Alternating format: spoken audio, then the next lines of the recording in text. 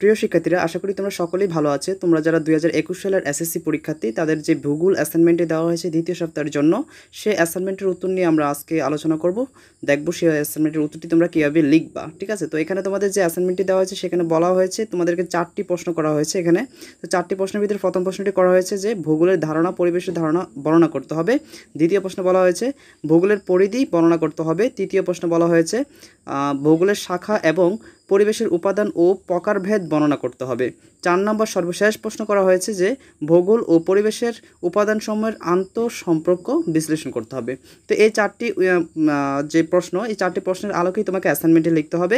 তবে এটি একটি প্রতিবেদন আকারে লিখতে হবে। ঠিক আছে, তোমাদের যে অ্যাসাইনমেন্ট লেখাটা দেখতেছো সেখানে দেখো নিচে লেখা আছে ভূগোল ও পরিবেশের মধ্যকার সম্পর্ক বিষয়ক প্রতিবেদন প্রণয়ন করো।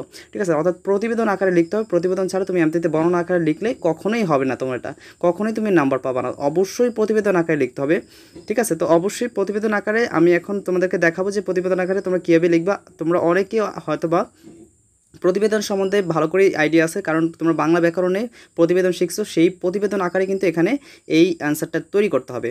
তো আমরা এখন উত্তরটা দেখব যে উত্তরটা কীভাবে লিখতে হবে। তো চলো উত্তরটা দেখে আসি। তবে উত্তরটা দেখার আগে তোমাদের কাছে একটি অনুরোধ থাকবে, যদি এই ভিডিওটি একটু ভালো লেগে থাকে বা তোমাদের কাছে এই উত্তরটি পারফেক্ট মনে হয়, তাহলে অবশ্যই ভিডিওতে একটি লাইক করে দিবা। আর তোমরা যারা এখনও সাবস্ক্রাইব করো নাই তারা অবশ্যই সাবস্ক্রাইব করে রাখবে, যাতে করে পরবর্তী যে কোনো অ্যাসাইনমেন্টের নির্ভুল এবং সঠিক উত্তরগুলো তোমরা আমাদের এখান থেকে পেতে পারো।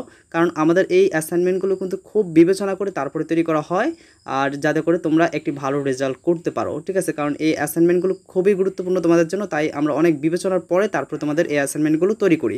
ঠিক আছে, তো অবশ্যই আমাদের চ্যানেলটি সাবস্ক্রাইব করে রাখো, যাতে করে পরবর্তী যে কোনো নির্ভুল এবং সর্বোচ্চ মার্ক পাওয়ার মতো অ্যাসাইনমেন্টের উত্তরগুলো তোমরা আমাদের চ্যানেল থেকে পেতে পারো। তো চলো এবার আমরা উত্তরটি দেখে আসি। তো প্রিয় শিক্ষার্থীরা, তোমাদের যে উত্তরটি, সেই উত্তরটি তোমরা দেখতেই পাচ্ছ। প্রথমত তোমরা প্রতিবেদন আকারে যেহেতু লিখতে বলছে, তাই প্রথমত তোমরা কি লিখবা, বরাবর অধ্যক্ষ বা প্রধান শিক্ষক যেটাই লেখো একটা লিখবে, তারপরে তোমাদের স্কুলের নাম লিখবা, তারপরে তোমাদের স্কুলের ঠিকানাটা লিখে দিবা। ঠিক আছে, তারপরে যে বিষয়টা দেওয়া হয়েছিল সেই বিষয়টা তুমি এখানে লিখতে হবে যে ভূগোল ও পরিবেশের মধ্যকার সম্পর্ক বিষয়ক প্রতিবেদন। এই কথাটি লিখে তারপরে নিচে যেই জনাব দিয়ে বিনীত নিবেদন, এই যে আপনার আদেশ যে অংশটা লেখা আছে, যাহার স্বাক্ষর নং এত, যে এই যে স্বাক্ষর নংটা, এই স্বাক্ষর নংটা কিন্তু অবশ্যই তোমাকে দিতে হবে। ঠিক আছে, অবশ্যই দিতে হবে। এবং এখানে যে খু রস্যু বরিষ্কার বি, এই যে অংশটা, এই অংশটা কিন্তু খুব খুব গুরুত্বপূর্ণ।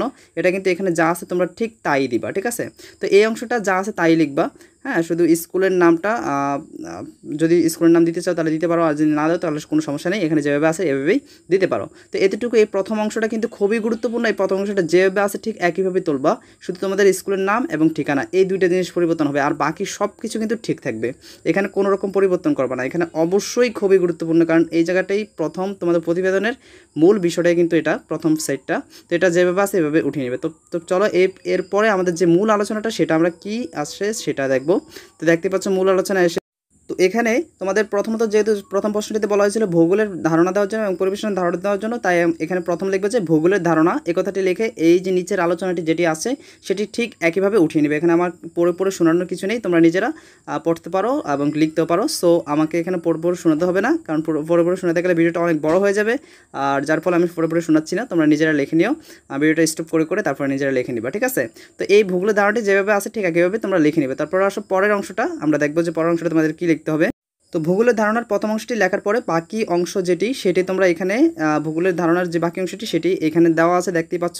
এভাবে এখানে যেভাবে দেওয়া আছে ঠিক একইভাবে তোমরা তুলে নিবা। ঠিক আছে, তো এই হচ্ছে তোমাদের ভূগোলের ধারণাটি। তো এটি যেভাবে আছে এভাবে তুলে নিবা। তারপরে আমাদের পরিবেশের ধারণা যেটি সেটি আমরা দেখবো এখন।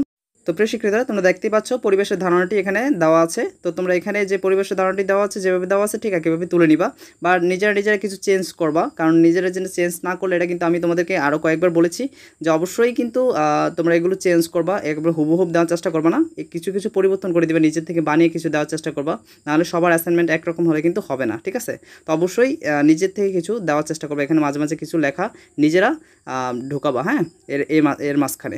তো এরপরে আমরা পরের অংশটাতে চলে যাই। দেখো পরের অংশটা কি লিখতে হবে।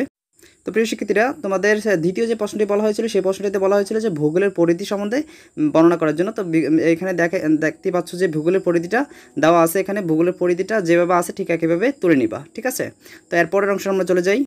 তো প্রিয় শিক্ষার্থীরা, তোমাদের তৃতীয় যে প্রশ্নটি করা হয়েছিল সেগুলো হচ্ছে ভূগোলের শাখা সম্বন্ধে তোমাকে বর্ণনা দেওয়ার জন্য বলছিল। ভূগোলের শাখাগুলো কী কী সেগুলো সম্বন্ধে তোমাকে বর্ণনা দিতে বলছিল। তো সেইখানে এসে লিখবে যে ভূগোলের শাখা। এখানে কিছু কিছু লেখা তোমরা বুঝতে পারবা না, কারণ এগুলো একটু ঘোলা আসছে, যার কারণে তো আমি এখানে পড়ে পড়ে শোনাচ্ছি, তোমরা একটু মিলিয়ে নিবা। তো এখানে প্রথম হচ্ছে ভূগোলের শাখা, তারপরে এটিকে দুইটি ভাগে ভাগ করছে, একটা হচ্ছে প্রাকৃতিক ভূগোল আর একটা হচ্ছে মানব ভূগোল। তো প্রাকৃতিক ভূগোলেরগুলো আমি আগে বলতেছি, তোমরা দেখো বাম পাশে যেটা রয়েছে প্রাকৃতিক ভূগোল। তো এই প্রাকৃতিক ভূগোলকে কয়টি ভাগে ভাগ করা হয়েছে? 6টি ভাগে ভাগ করা হয়েছে। একটি হচ্ছে জীব ভূগোল, জলবায়ুবিদ্যা, ভূমিরূপবিদ্যা, মৃত্তিকা ভূগোল, সমুদ্রবিদ্যা, প্রাণী ভূগোল। ঠিক আছে, এই যে এই 6টি। ঠিক আছে, এবার আবার মানব ভূগোল। এই মানব ভূগোলে এসে দেখো এখানে আবার কয়টি ভাগে ভাগ করা হয়েছে? 11টি ভাগে ভাগ করা হয়েছে। তো এই মানব ভূগোলকে 11টি ভাগে ভাগ করেছে। 11টির ভিতরে প্রথমটি হচ্ছে অর্থনৈতিক ভূগোল, তারপরটি হচ্ছে জনসংখ্যা ভূগোল, রাজনৈতিক ভূগোল, আঞ্চলিক ভূগোল, সামাজিক ভূগোল, দুর্যোগ ব্যবস্থাপনা, সংখ্যাতান্ত্রিক ভূগোল, পরিবহন ভূগোল, তারপর হচ্ছে নগর ভূগোল, চিকিৎসা ভূগোল, ভৌগোলিক তথ্য ব্যবস্থা। ঠিক আছে, এই হচ্ছে এই শাখার প্রত্যেকটার চিহ্নিতকরণ অংশগুলো অর্থাৎ শাখাগুলো। তো এখানে আমি বলে দেওয়ার প্রধান কারণ হচ্ছে কারণ এখানে লেখাগুলো একটু ঘোলা আসছে, যার কারণে তোমাদেরকে বলে দিলাম, তোমরা অবশ্যই মিলিয়ে নিবা যাতে করে তোমাদের লিখতে সমস্যা না হয়। ঠিক আছে, তো এই অংশটি লেখার পরে তারপরের অংশটি আমরা দেখবো এখন। তারপরের অংশটি কী লিখতে হবে তোমাদের? তারপর তোমাদেরকে বলেছিল যে এই প্রত্যেকটি শাখার কী করার জন্য? বর্ণনা লেখার জন্য, তাই না? প্রত্যেকটি বিভাগের বা শাখার বর্ণনা লেখার জন্য। তো এখানে এসে প্রথমত ক নম্বর দিয়ে লিখবা যে প্রাকৃতিক ভূগোল, অর্থাৎ প্রাকৃতিক ভূগোলে যতগুলো শাখা রয়েছে সবগুলো শাখার বর্ণনা তুমি লিখতে হবে। তো এখানে দেখো প্রথমত এখানে চারটি শাখা প্রাকৃতিক ভূগোলের যেই ভূমিরূপ বিদ্যা, তারপরে যে জলবায়ু বিদ্যা, তারপরে যে জীবভূগোল, মৃত্তিকা ভূগোল, এই 4টি এখানে দেওয়া আছে। আরও কিছু আছে, সেগুলো আমরা পরবর্তীতে দেখতেছি।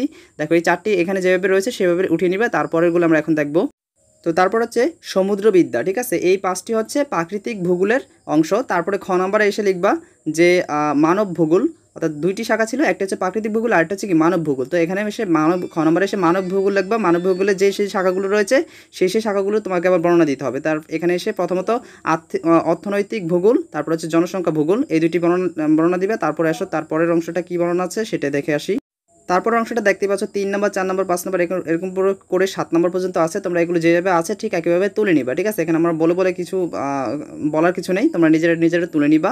হ্যাঁ, ঠিক আছে। তারপরের অংশটা চলে যাই, যে তারপর অংশটা কী আছে সেটা দেখে আসি। তারপর তোমাদের 3 নম্বর প্রশ্নটিতে আরও কিছু বলা হয়েছিল, সেটি বলা হয়েছিল যে পরিবেশের উপাদান সম্বন্ধে বর্ণনা দেওয়ার জন্য এবং পরিবেশের প্রকারভেদ সম্বন্ধে বর্ণনা দেওয়ার জন্য। তো এখানে পরিবেশের উপাদান এবং পরিবেশের প্রকারভেদ দুটোটার বর্ণনা আছে, যেভাবে আছে ঠিক একইভাবে তোমরা তুলে নিবা। ঠিক আছে, তো এই ছিল তোমাদের 3 নম্বর প্রশ্ন উত্তরটি। এবার আমরা 4 নম্বর যে প্রশ্নটি রয়েছে সেই প্রশ্নটিতে চলে যাব। তোমাদের 4 নম্বর প্রশ্নতে বলা হয়েছিল যে ভূগোল এবং পরিবেশের উপাদানসমূহের আন্তঃসম্পর্ক বিশ্লেষণ করার জন্য। তো এখানে আন্তঃসম্পর্কটা বিশ্লেষণ করা আছে, দেখতেই পাচ্ছ তোমরা নিচের যে বর্ণনাটা, সেই বর্ণনাটা তোমরা যেভাবে আছে সেভাবে লিখবা। তো এই বর্ণনার সাথে আরও কিছু বর্ণনা আছে, সেগুলো আমরা এখন দেখব।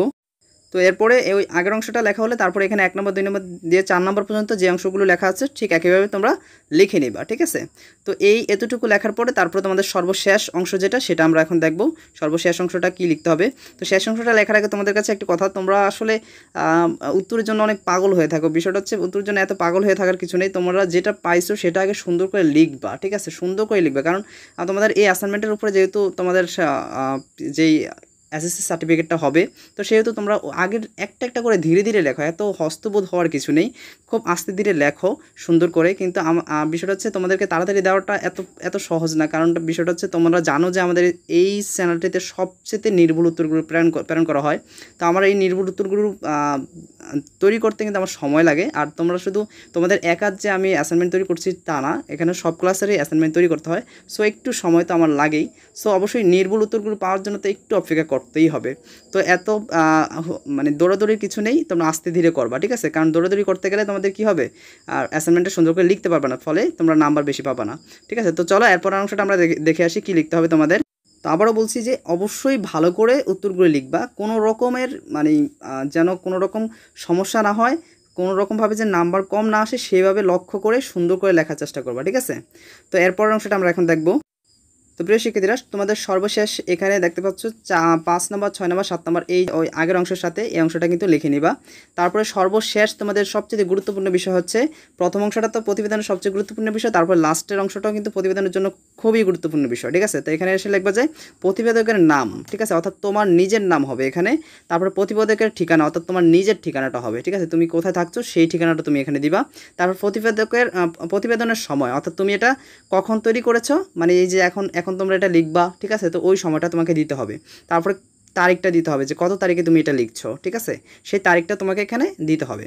তো এই ছিল তোমাদের ভূগোল বিষয়ের অ্যাসাইনমেন্টের উত্তরটি। যদি উত্তরটি ভালো লেগে থাকে তাহলে অবশ্যই তোমরা কী করবো, আমাদের চ্যানেলের যে লাইক বাটন রয়েছে সেই লাইক বাটনে অবশ্যই ক্লিক করে দিবা, এবং কি যারা নতুন এসেছে তারা অবশ্যই সাবস্ক্রাইব করে রাখবে, কারণ তোমরা হয়তো বা জানো না যে আমাদের এই চ্যানেলটি থেকে সবচেয়ে নির্ভুল উত্তরগুলো দেওয়া হয়, এবং কি সর্বোচ্চ নাম্বার পাওয়ার মতো উত্তরগুলো দেওয়া হয়, ঠিক আছে। তো অবশ্যই আমাদের চ্যানেলটি সাবস্ক্রাইব করে রাখো, যাতে করে পরবর্তী যে কোনো অ্যাসাইনমেন্টের উত্তরগুলো, নির্ভুল উত্তরগুলো তোমরা আমাদের এই চ্যানেল থেকে পেতে পারো। তো আজ এতটুকুই, ভালো থেকো, সুস্থ থেকো, আর আমাদের চ্যানেলের সাথেই থেকো।